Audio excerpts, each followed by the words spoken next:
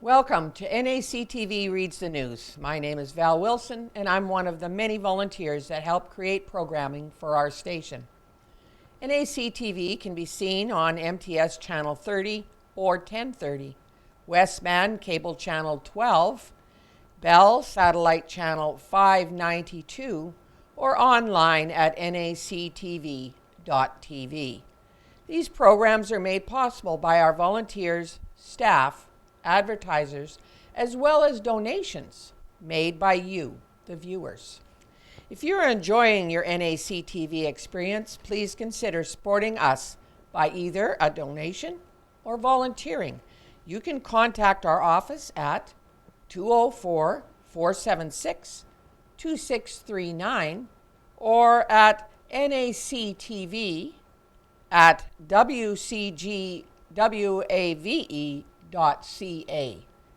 And you have a little over a week to get that donation in so we can give you a tax-deductible receipt.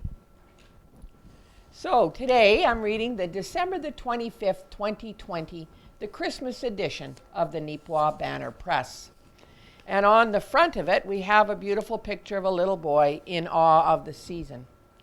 Some may say the holiday season is magical. Well, this young chap has certainly found that to be true. 21-month-old Carter Susky is pictured here looking at the family's Christmas lights in absolute wonder. Well, aren't you a precious little guy? So, let's start off with COVID. Rapid testing for COVID-19 is coming to Country Meadows. Neepawa-based personal care home is selected for a pilot project by Aaron Devereaux, Neepawa Banner Press. Country Meadows Personal Care Home in Neepawa has been chosen as one of 3 sites in Manitoba for a very special pilot program. Staff with Country Meadows, along with Winnipeg's Dawnwood Manor and Deer Lodge Centre, will receive access to rapid COVID-19 testing. The tests will be available to asymptomatic staff on a voluntary basis. It will take place once a week over a 4-week span. This is part of a pilot program looking to test the effectiveness of broadened surveillance testing for COVID-19 in all provincial care homes. Protecting the most vulnerable. Manitoba's Health, Seniors and Active Living Minister Cameron Friesen made the announcement on Thursday, December the 17th, in his media statement. Friesen said that staff at each site will be trained on how to use the rapid testing devices and that a positive result will be confirmed by a lab-based test. Protecting the health of our most vulnerable Manitobans is top priority. Since the spring, we have introduced many precautions to screen staff and residents within our personal care homes and to isolate and test anyone who shows symptoms or might have been exposed to COVID-19, said Friesen.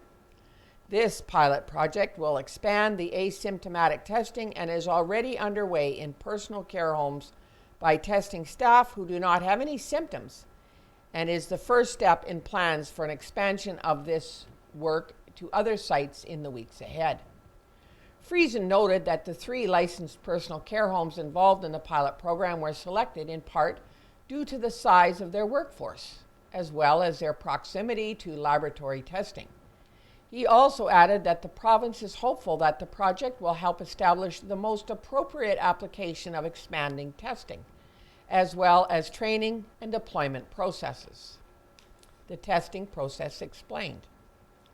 The pilot project will use Abbott Panbio COVID-19 rapid antigen test, which provides a result in approximately 20 minutes.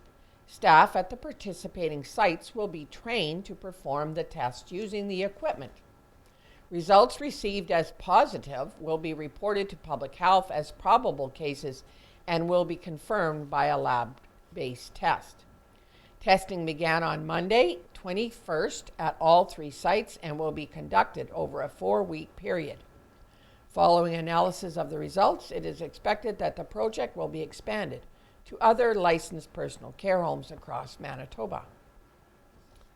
So that's something that's interesting coming up. And then we have, and the winner of the Cats TNR raffle is Chris Dobchuk of Cats TNR and Rescue drew the winner of their Christmas hamper raffle. Carrie Hafner of Kelwood was the lucky winner.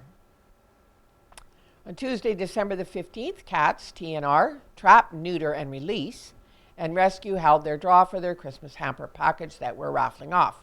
The hamper was donated by Neepawa Gladstone Co-op. We would like to extend our gratitude to the co-op manager, who is so supportive of our fundraising. The group expressed. The winner drawn was Carrie Hafner of Kelwood. Cats TNR volunteer Chris Dobchuk drew the name, while shelter manager Leila Hildebrand videoed. The fundraiser made a profit of $2,200, which will go towards food and vet bills for the rescued cats. Cats, Trap, Neuter, and Release, TNR, and Rescue thank all the volunteers who sold tickets and the community for supporting them with ticket purchases and donations.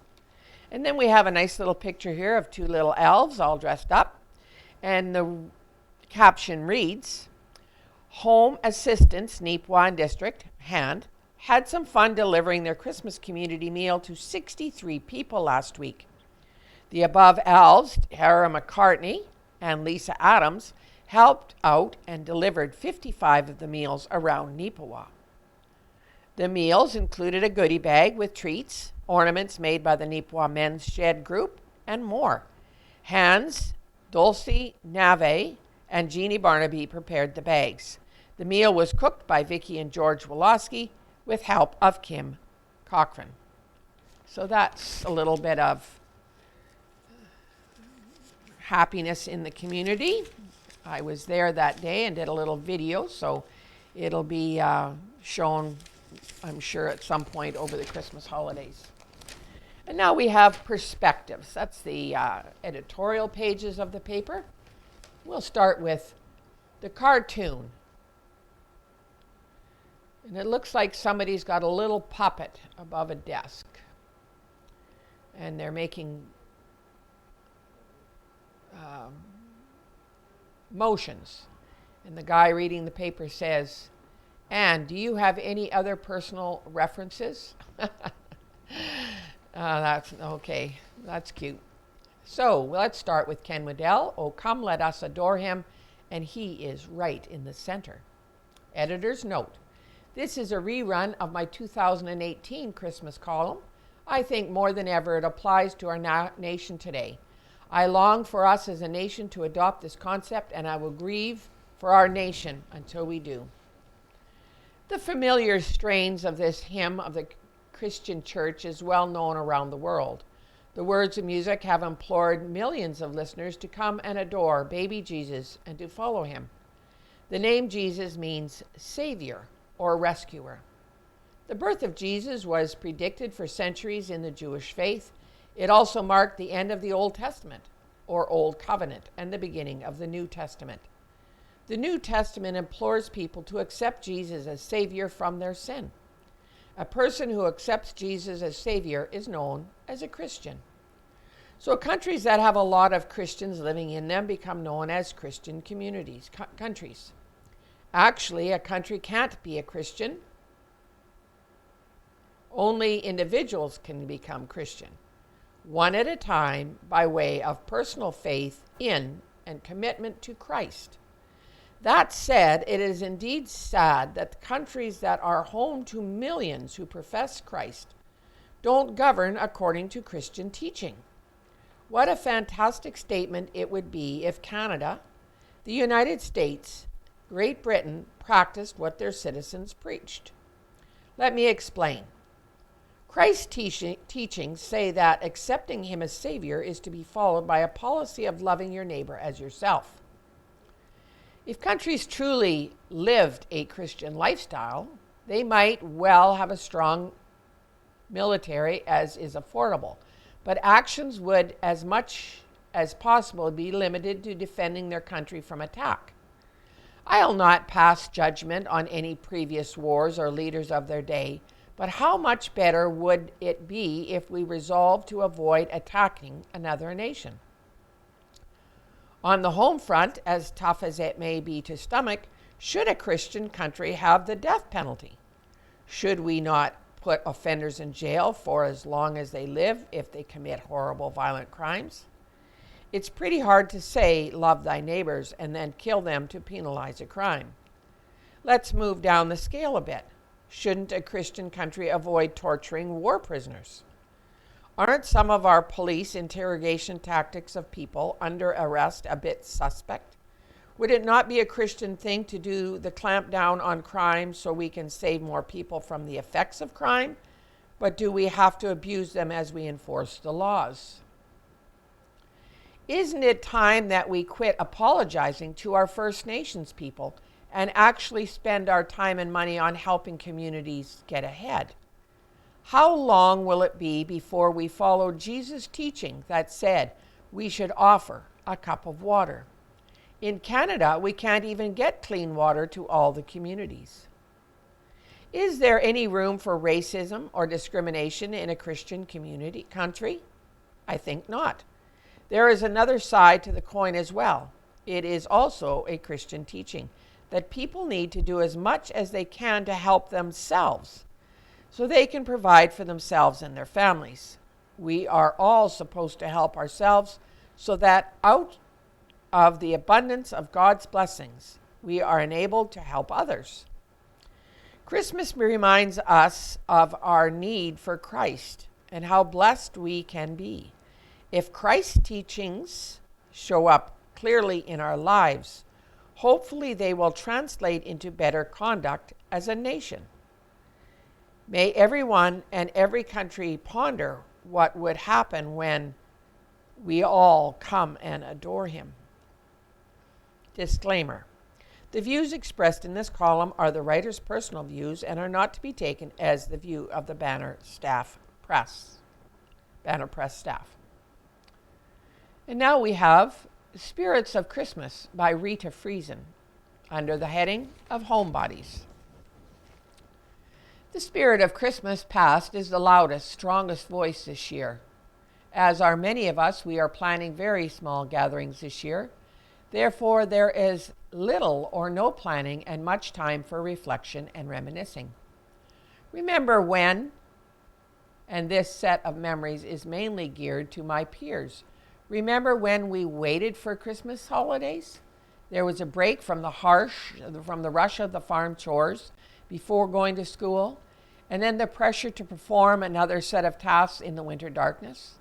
The break from school allowed for reading, playing outdoors, games played around the family table, mid-afternoon or evening. Playing outdoors? There's another rabbit hole. Our winter wear was nowhere near the caliber of today's average winter clothing. The warm mitts were usually hand-knit, and though warm when dry, it did not take long before the hand coverings were first heavy with caked on snow and then stiff and cold when the warmth of our hands had melted the white stuff and it became frozen stiff. The boots, I recall, were not as comfortable or warm as mine are today. Inevitably, snow would creep down the ski pants and legs and form a ring around the ankle, and cold, wet, and then frozen, same pattern. The fact that our clothing was not wind or waterproof did not deter our enthusiasm for outdoor activities. Trudging through snowdrifts to get to the pond or dugout, whatever you called the watering hole, to climb through even deeper snow and plow through deep snow time and time again until fairly straight and fairly long run had been established. Shoveling a bare patch on the ice or pouring water for a small rink, we practiced our skating. In hand-me-down skates, a size too large, ankles twisted sideways to propel ourselves 10 feet in any direction. Snow forts, snow angels, snowball fights, and big kids skiing in the ditches as a card told you. Did not say any of these games were safe. It was the knowing that the house was warm and a cup of hot chocolate waited that added to the courage and determination of our outdoor play. The spirit of Christmas present. We are reminded that though gatherings are canceled, Christmas is not canceled. It is noteworthy that we need to be reminded. There are households that will still be baking and buying and wrapping. There are households that will be thankful for the absence of baking, buying, and wrapping, and that's me. That's her, not me. We will have more time to listen to carols, watch holiday movies, read books, send cards, make phone calls, and connect with loved ones. We will have more time to appreciate the wonderful things that brighten our days. There are more quiet corners in my home than ever before. A corner with a snowman, a corner with a church, a corner of lights, comforting and cheering. The spirit of Christmas yet to come, we have no idea. What we do know is that we will appreciate family gatherings, shared festive tables when we are able. We will appreciate attending church service, the candlelit Christmas. We will. And now we'll have by Neil Stroshine, Yours, Faithfully Yours, Christmas is in Our Hearts. For most of us, this Christmas will be anything but the family celebration with which we are familiar. There will be no large gatherings. Gifts to the family members will be sent in the mail, by courier, or delivered in person and left on the step. Public safety is our first priority. Fortunately, however, thanks to modern technology, we can enjoy face-to-face communication with loved ones and friends who live half a world away. FaceTime, Zoom, Skype will be put to good use this year. So will phones and emails. We may not be able to see those we love in person, but we will find ways to send them our greetings. Most families, mine included, hold 3 family dinners each year. Christmas is the one which we put the most effort into. Our homes are decorated, cards and letters are sent out, gifts are exchanged, and the Christmas dinner, some parts of which look several days to prepare, is thoroughly enjoyed by all. When these activities have been part of one's Christmas celebration since birth, it is easy to see why some would say that Christmas isn't Christmas without them. It is also easy to understand why some would opt to postpone Christmas until July, when everyone will be able to gather outdoors and enjoy family time together. But let's think back 2,000 years to the event that started it all. Let's visit the little town of Nazareth in the northern part of ancient Israel. There, on a quiet street in a remote part of town, we will come to the home of Joseph the carpenter, and his wife Mary. They are newly married and are expecting their first child, who could be born at any time. And then came a sudden change of plans. Hundreds of miles away in the city of Rome, an emperor with an ego as big as the city itself decided that he wanted to know how many people he governed. So he ordered a census. And since those who lived in Nazareth followed the Jewish custom of registering, every family had to return to his ancestral home and register there. Since Joseph and Mary were descendants of King David, they had to go to David's hometown, Bethlehem, a 90-mile journey from Nazareth.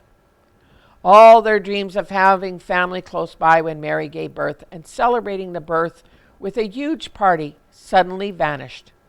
And when they arrived in Bethlehem, they were greeted by huge throngs of people, crowded streets, shortages of everything. The only quiet place they could find, in a cave behind a farmer's house, and there, with a few farm animals looking on, Mary gave birth to Jesus Christ, Son of God. Only 2 people, Mary and Joseph, celebrated that first Christmas. Of all the people on earth at the time, they were the only ones who knew that the baby sleeping in the manger would one day become. So as they looked upon him and they said a quiet prayer of thanks to God for the gift he had given them and the world, the gift of a Savior who would give his life to atone for the sins of all humanity. That is what we celebrate each Christmas. And we can do it without the decorations, the gifts, the parties, and the dinners, because those who celebrate Christmas as it should be celebrated are those who, from hearts filled with gratitude, thank God for the gift of his Son, not just on Christmas Day, but on every day of the year. And now we have an observation for Christmas by Addie Oberlin. Christmas is here. The Christmas tree is up. The decorations are put up on the house. We have been told that, to be safe this year, we should celebrate only with those we live with in our home. Many people in assisted living places or extended care facilities will feel the loneliness with being alone in their room this Christmas. Someone mentioned that when we look back at the time when Jesus was born, Mary and Joseph were all by themselves. Mary had never experienced a birth, and there was not even a bed available for her to be comfortable. A stable was her home at that moment of the birth, and the only crib available for the newborn was a manger, a food trough for the animals. They must have been surrounded by animals. Still, there the King of Kings and Lord of Lords was born. The shepherds out in the field were told to go and see this baby, and later the wise men followed the star to find Jesus, and they were overjoyed. Matthew 2:10. Wishing you all a blessed Christmas. Follow the star and seek the love of Jesus during this time of COVID-19. So that's our perspectives this morning. And now we'll have hampers for the holidays. Neepawa Community Ministries has completed its annual Christmas hamper campaign. This year, the Neepawa Community Ministries Center assembled 105 hampers, while the Gladstone did 24. The picture from left to right is Pat Federick, Pat Martin, both members of the Neepawa Community Minister Center. Community Council Board are seen working on some of the hampers and pictured below. The hampers themselves were a little different this year due to COVID-19 restrictions. The hampers featured gift cards for food instead of the traditional turkey dinner items. Toys were still included for families with children. The Neepawa Community Ministries Center thanks everyone who supported the Christmas hamper campaign this year. And I'm sure if you still wanted to donate, they do hampers for people who are the working poor and others in the community all year round. Contact your local Salvation Army. So we have out of Helen's kitchen, cheese with everything. Thank you, Helen Drysdale. Canada's earliest cheesemakers were the French colonists in the early 18th century, who brought their cows with them and made their cultural homeland cheeses. They were soon joined in the cheese-making venture by the British loyalists, who made their traditional cheeses. Many more contributions were introduced by other immigrants from their ancestral countries to enjoy the dairy delicacy that is cheese. Canada's first cheese factory was opened in Ingersoll, Ontario in 1840. Today, the Canadian cheese business includes more than 173 cheesemakers who produce more than 667 different cheeses. That is a lot of, I'll have that of cheese with it. I gotta take a little sip here, guys, sorry. It's a little dry. Sorry. Cheese is the ultimate appetizer. The world of cheeses falls into 5 categories: soft, semi-soft, firm and hard, blue and goat and sheep cheeses. When serving cheese as an appetizer, choose from the different categories, selecting a variety of flavors, textures, and shapes. Set your cheese out about an hour before you expect your guests to arrive so it can develop optimum flavor and aroma. Asiago is a hard, pale yellow cheese with a strong, sharp, and slightly salty flavor and yeasty aroma. Boursin is a triple cream cheese that is rich and often flavored with pepper, garlic, or herbs. Camembert is runny, buttery, and earthy with an edible white mold ring. It can be eaten as is or baked. Chèvre is made from goat's milk, fresh and young Chevrere is soft, creamy, and spreadable. I might not have said that properly, but with a mild, buttery flavor. The longer it ages, the drier and more crumbly it becomes, developing stronger, tangier flavors and aromas. Edam is a firm, textured cheese with mild and nutty flavor, smooth texture, and a salty flavor that gets sharper as it ages. Blue cheese has a salty, bold, sharp, and tangy flavor, and a pungent aroma. Roquefort is considered one of the oldest blue cheeses. Blue cheese is not for everyone. This cheese is an acquired taste, and a little goes a long way. Provolone is mild when young, but when aged it has a more pronounced flavor and dry, firm texture with a lightly smoked flavor. Gruyere is a mild, nut-like flavor with a slightly sweetish aftertaste.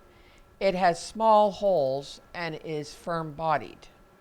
And I'm sure there's many more cheeses you could add to that. So if you'd like to make some blue cheese deviled eggs, you will start with 1 dozen hard-cooked eggs, 1/3 cup mayonnaise, 1 scant teaspoon Mrs. Dash, and 1 small dash hot pepper sauce, which is optional. You'll also need 1/4 teaspoon pepper, 2 tablespoons finely diced celery, and 1/3 cup crumbled blue cheese. And your method is: slice the eggs in half lengthwise. Remove the yolks carefully and set the whites aside. In a small bowl, mash the egg yolks with a fork and add the mayo. Mrs. Dash, dash of hot sauce, pepper and celery. Mix well, add the blue cheese. Evenly fill the whites with the yolk mixture, garnish as desired, and refrigerate until ready to use. We also could make a lovely cranberry cheese dip. And for that you'll need 1 250 package of cream cheese softened, 1 cup of mayonnaise, 1 cup drained and crumbled feta cheese, 2 cups shredded mozzarella cheese, 3 green onions, finely diced, 3/4 a cup dried cranberries, diced smaller, and 1/4 cup of apple jelly. And your method is: beat the cream cheese and mayo until well blended. Stir in the cheeses, onions, and cranberries. Spread in a pretty 8 to 10 inch dish. Refrigerate until well ready to use. Microwave the apple jelly until slightly soft and spreadable. Spread over the middle of the cheese dip. Serve with a variety of crackers. I shouldn't read that without a breakfast. Those sound delicious. Now we have the rural outlook. And we have Riverdale Colony raises over $11,000 for charity. The picture at the top is the Riverdale Colony grew 45 acres of soybeans for the Canadian Food Grains Bank and raised over $11,000 in a fundraiser draw.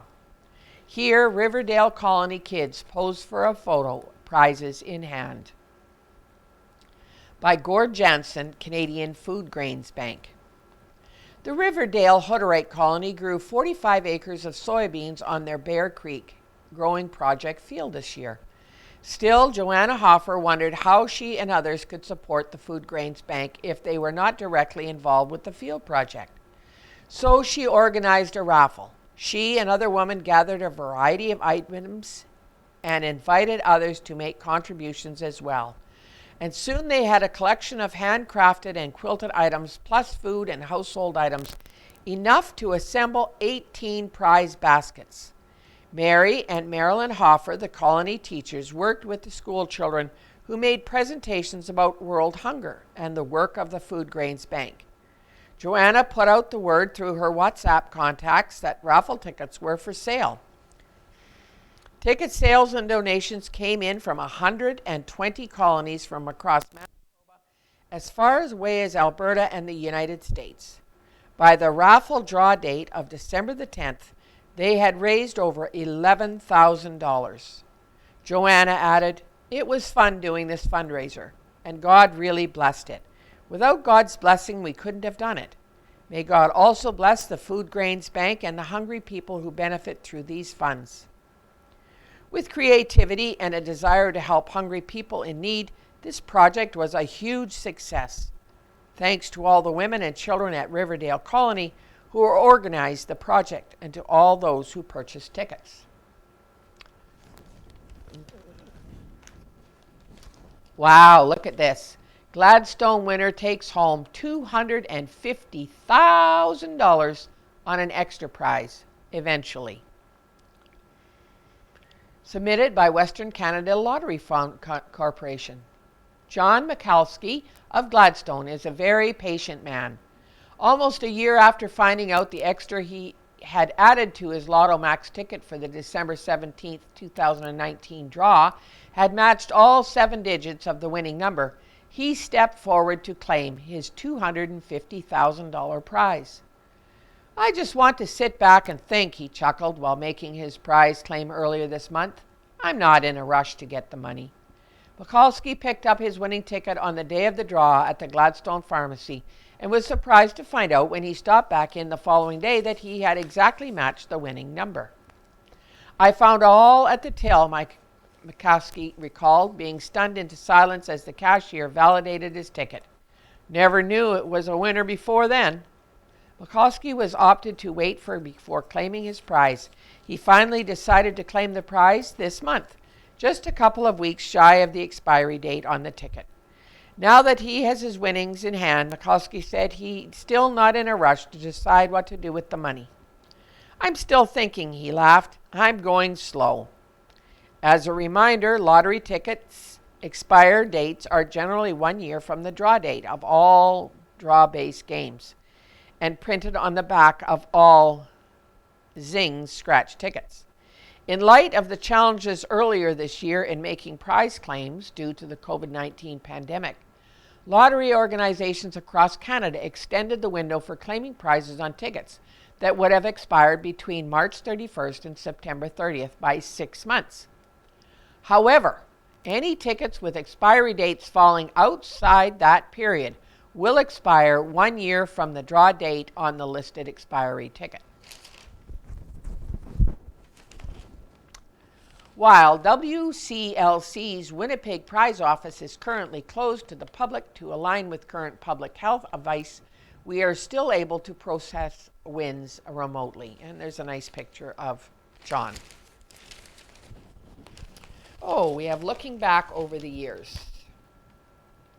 Let's go back 110 years. Thank you, Casper Wernhan, for putting this synopsis together. 110 years ago, Friday, December the 23rd, 1910. Winnipeg is in the throes of a streetcar strike. Local option was carried in Carman and repealed in North Cyprus. No idea what that means. MP Peterson of Kelwood has bought from William Smith the Northwest 18-19-14 quarter for $3,000. Roskin. A very enjoyable evening was spent at the home of L.D. Kitson by a number of their friends on the evening of December 14th, when the eldest daughter, Elizabeth Emily, was united in marriage to our esteemed townsman, Walter W. Sissons, the ceremony being performed by Reverend A. Dunlop. After the social gathering broke up, the young couple drove to Riding Mountain, where they will reside in the future, followed with the good wishes of the whole community. 100 years ago. One of the latest blue laws in Ontario will force 100 brides under 16 years of age to attend school. Okay, that's interesting.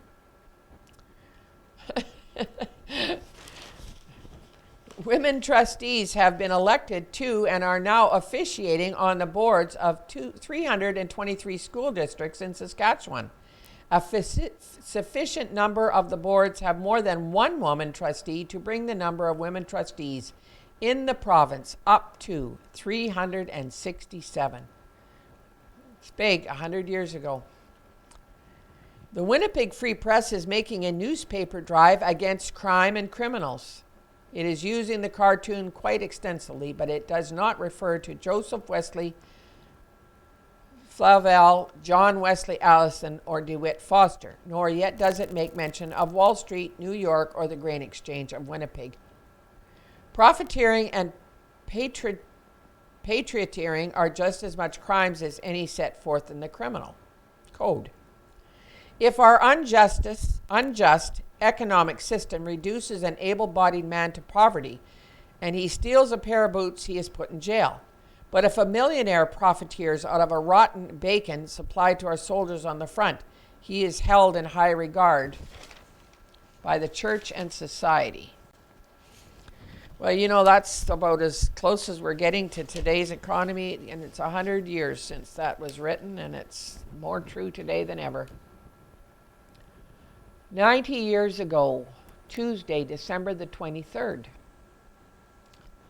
an epidemic of septic sore throat has broken out in the Kirkland Lake mining district and has already taken a toll of 5 lives. The source has been traced to the town's supply of raw milk. Miss Marguerite Drysdale, nurse in training at the Children's Hospital in Winnipeg, came home on Saturday for a 2-week vacation.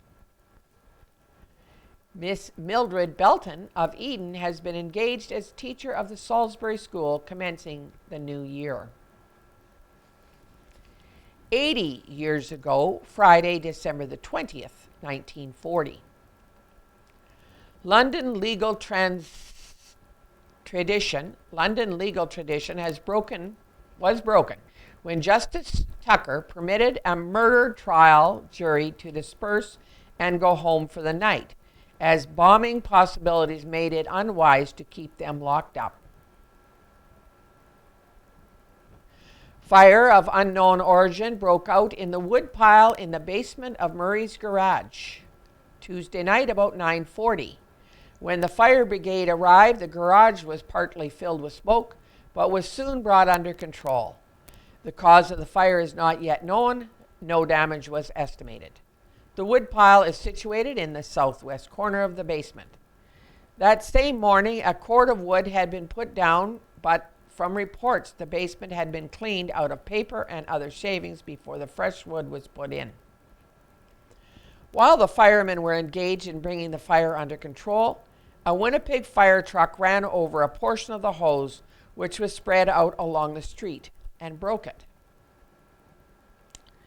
The press office has placed on display in the Collegiate a set of war pictures for the benefit of the students.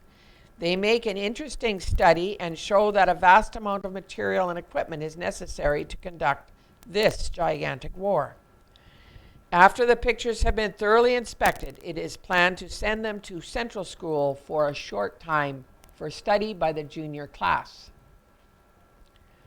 The press received a letter from Private W.I. Murray of the Motor Transport in Winnipeg, in appreciation for cigarettes and the card he received from the town of Neepawa. Try that today. Some time ago, these Christmas cards were printed and later they were distributed to all the Neepawa boys on active service, along with a package of cigarettes.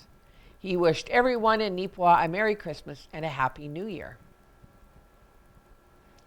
70 years ago, Thursday, December the 21st, 1950. Epsom, Surrey, England.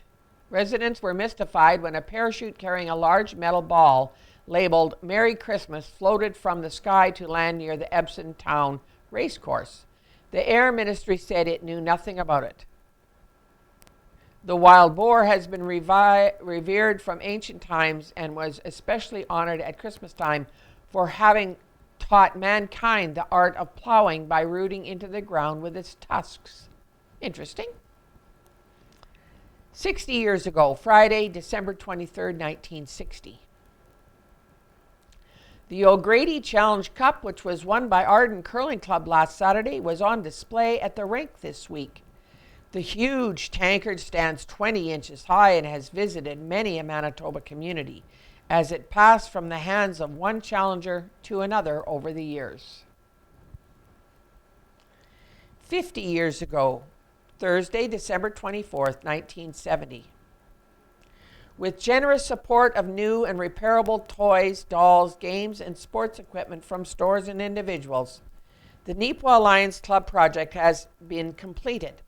These gifts, including 60 dolls, will make scores of underprivileged children of Neepawa and District happy on Christmas morning. 40 years ago, Thursday, December the 18th, 1980.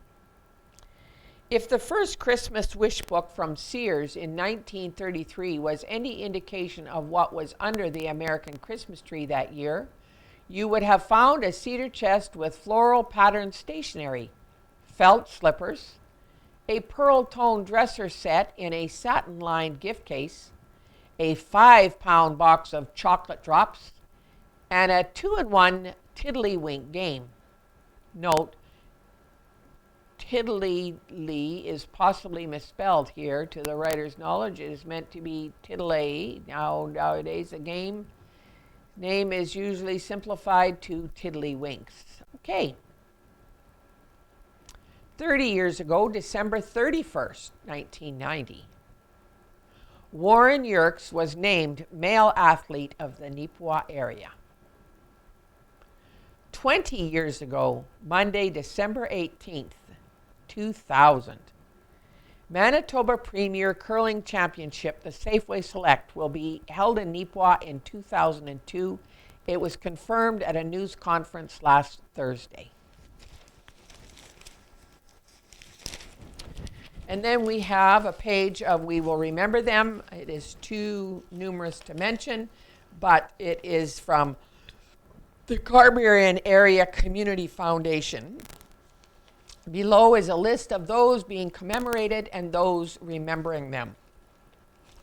Thank you, Kenona Nurseries, the Town of Carberry, and the Municipality of North Cypress, Langford, for supporting the purchase of our permanent memory tree located at the corner of Main Street and 3rd Avenue in Carberry. Thank you also to Riley's Home Hardware for providing the space for the tree to be planted. Thank you to everyone who supported our memory tree this year. We appreciate the support you give so that we can continue to grow the community.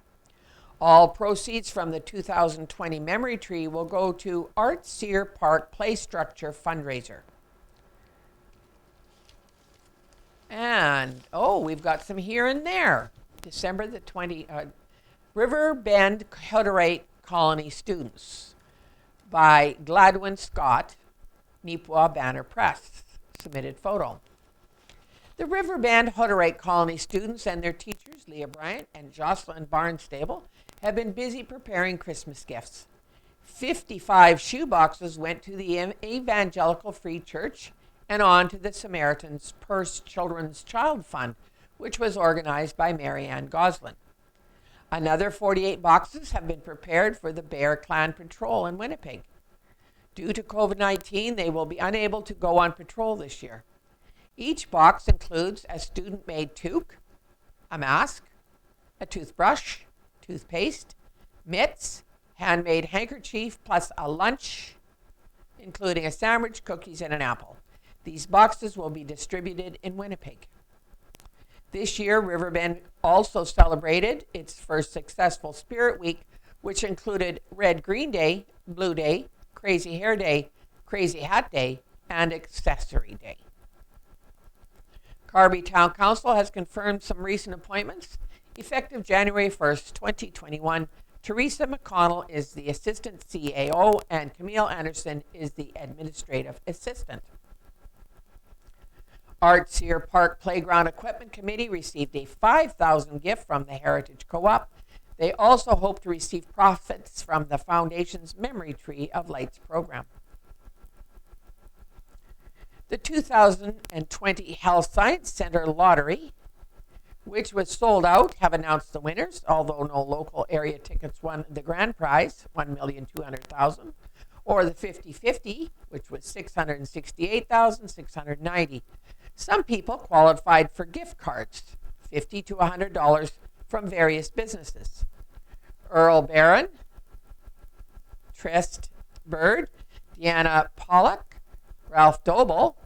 That Ralph Doble, he's a lucky guy. Yola Elliott from Carberry, Shannon Bodnarchuk from Austin, Lori Johnson, Joshua Johnson, Mulder, Linda Naismith, Henry Booty, Brenda Tosh from Glenborough, Angus Ford, Ward Susky, Kaylin Brees, Diane Nordstrom, Carol Walker, Clint Maxwell from Neepawa, Craig Ranson, Gladstone, and Heather Strew from Belmont. Congratulations to all the winners. And I enjoyed Christine Waddell's account of Ken Waddell's recent surgery at the St. Boniface Hospital, especially the results. It brought back memories of my own heart surgery in St. Boniface, where I received a pacemaker and defibrillator, and then a return visit to have the batteries replaced. It is a very impressive institution. Curl Canada is working hard to host National Scotties, Brier, Mixed Doubles, World's Men's and Grand Slam Championships inside Calgary's Markham McPhail Arena at the Olympic Park with no fans in the stands.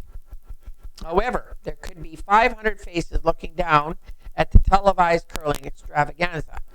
Cardboard cutouts are being sold for $165 until December 31st. For an extra $35, the cutouts will be shipped back to the buyer. About 100 cutouts had been sold by December 16th. And there is the Neepawa Natives Junior Hockey 221 cash draw. There are prizes 1 to 10 of $500. Draws 11 to 15 have $1,000. And draw 16 is the grand prize of $15,000. And you can get tickets by calling 1-431-351-2274. Again, 1-431-351-2274.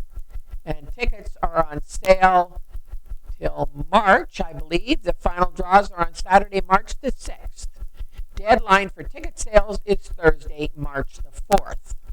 There's also a 50-50 draw, maximum $20,000 prize. Tickets are $5 for $50, and you must buy a regular ticket in order to buy a 50-50, I do believe. So we have a few items in the classified to look over today. We have the coming events. Wishing everyone a happy holiday from the Minnedosa Adult Learning Center. The January registrations start Monday, January the 4th. Contact Val at 131 Main Street South, 204-867-2519. Notice, Kinsman Court 2 Assisted Living for Seniors is now accepting applications for residency. Pick up an application at Stride Credit Union Neepawa to be mailed back to Box 1842 Neepawa, or the applications can be found on the website at www.kinsmencourts, KINSMENKOURTS2.ca, or email KINSMENKOURTS2@yahoo.com. Or for further information, call 1-431-351-0611. Notice, the Neepawa Banner and Press offers full research and reprint services from our archives that go back to 1896. Additional copies of papers, $2 each depending on availability. Reprint of a page from past copies, $2 per page. Archival research, $25 per hour with a $10 minimum. Individual photos or photo paper, $5 depending if we have a suitable original in our digital print or photo archives. By Ken Waddell, publisher. There's quite a few ads. There's some in memories.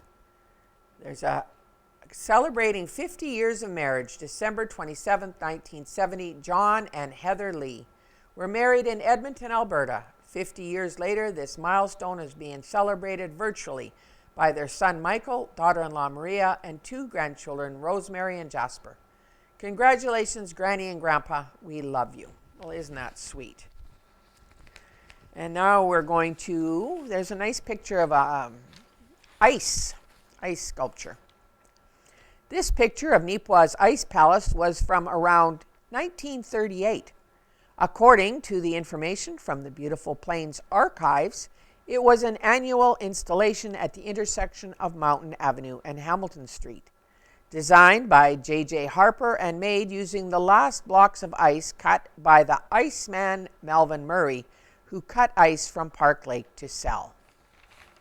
They're nice and clear ice. The Reeves reflect on 2020 and look forward to a new year, by Kira Patterson. This year had many ups and downs, and the area's rural municipalities, RMs, have been feeling them as much as anyone. Reeves Gerald Barber of North Norfolk and Michael Porrick of Rosedale spoke to the Banner Press about their RM's most notable moments this year.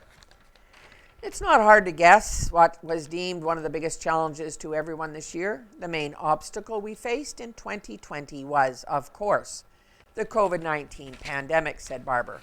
Everything else seemed minor compared to the challenges faced by the virus. While Porrick agreed that the pandemic was one of the biggest issues of 2020, he also cited another difficulty Rosedale faced. We have had a very challenging year with COVID-19 and a flooding disaster in July. Many roads, culverts, bridges, and yards faced devastating damage, which needed immediately repair. I thank all our dedicated employees, administrative staff, and counselors who worked so effectively to resolve this situation in a timely manner, Porrick expressed, adding, "It is very frustrating and worrisome for the RM that the province hasn't announced a designated amount of funding for the disaster assistance." On a more positive note in Rosedale, Porrick noted that they were able to get some projects completed this year, which is a high point for 2020. Council has completed the civic address signs on our municipality, as well as tree planting projects in 3 communities. A new public works office was constructed. Kelwood Community Rink is in processing as funds and grants are available, he said. Increased connectivity was one thing North Norfolk is celebrating in 2020. One of the highlights of the year was a project that Council started to bring fiber optic cable to the municipality. This will greatly improve internet access to people of North Norfolk, especially in Austin, Sydney, and rural areas, expressed Barber. When reflecting on the year that was, one finds it hard not to look forward to the future as well. In North Norfolk, Barber noted that there are some new projects on the horizon. We look forward to 2021. We have many projects planned for the year. A new fire hall for Austin, sewer and water renewal in McGregor, and expansion of the fiber optic project, just to name a few he shared. Porrick shared optimism for the RM of Rosedale as well. Thankfully, our population in Rosedale is growing and not depleting, with some of our next generation staying in the community, creating yard sites, farming, and raising their families. I look forward to 2021. And this is going to be your last page, but I have one more item, and it's called Neepawa History with the Beautiful Plains Museum by Casper Warenhan, Neepawa Banner Press. Orangeman, the Opera House, and the King Edward Hotel. Beautiful picture on Hamilton Street. You're on the east looking towards the west. And I remember those buildings very well. This photo depicts an Orangeman's Parade in Neepawa dated July 13, 1934. The Orangemen were part of what is known as the Orange Order, a secretive political and religious fraternal society. The order had strong influence in politics, especially via patronage at the municipal level, and developed a reputation for sectarianism and rioting. It was originally founded in the Irish province of Ulster, Ireland, in 1795 as a product of the rivalry between the Catholic Irish and the Protestant British groups, and takes its name from the Prince of Orange, King William III. Principles of the group included allegiance to the British monarchy, protectionism and conservative values such as respect for the laws and traditions of Great Britain. Though the order was strongest in Ontario, New Brunswick, and Newfoundland, when it came to Canada in the 19th century, it spread into every province and included areas such as mining, logging towns, prairie communities, and urban centers. Some reflections of their ideals include their reported favoring of the government forces, intervention in the Red River Rebellion in 1870, support of John A. Macdonald and his government decision to send troops to put down Métis leader Louis Riel in 1885, and the group's agitation against Catholic education due to its ties to the French language. Suspicion of Catholic citizens reportedly sometimes manifested as violent clashes. It is recorded that despite some flares of sectarian violence, the order became more reputable by the early 20th century. Though the order still held traditional tenets of loyalty to the empire and Protestantism, temperance, morality, and self-improvement were also promoted at the time. About the Opera House, which I believe is today the Roxy Theatre. This photo also provides a look at a portion of the old Hamilton Street. A few of the treats that can be plucked from the photo are the former Opera House, now the Roxy Theatre, the King Edward Hotel and Parlour. The Opera House, also known at the time as the Jubilee Block, was originally built in the 1800s. This building was destroyed in a fire on January 12, 1905, and a new building was completed to replace it in 1906, where the Roxy Theatre still stands today, and was still known at the time as the Opera House. By the 1930s, it was newly known as the Roxy Theatre and was renovated to have an Art Deco style building in 1936. The Roxy Theatre is now one of the oldest operating theatrical venues in Manitoba. It has been operated by volunteers since 1988 and community-owned since 1989. It was municipally designated a historic site in 2006, and it's just had a beautiful upgrade too. The King Eddie Hotel. The King Edward Hotel was originally built in 1904 at the northwest corner of Hamilton and Brown with the purpose of being a temperance hotel. It was purchased by Louis Vivian in 1921, but was decimated by a fire 6 years later on March the 6th. Personal items were lost, but all family members were safe. Not to be discouraged, Louis purchased the Dinwiddie block further down Hamilton Street later that month and renovated it to be the second King Edward Hotel pictured.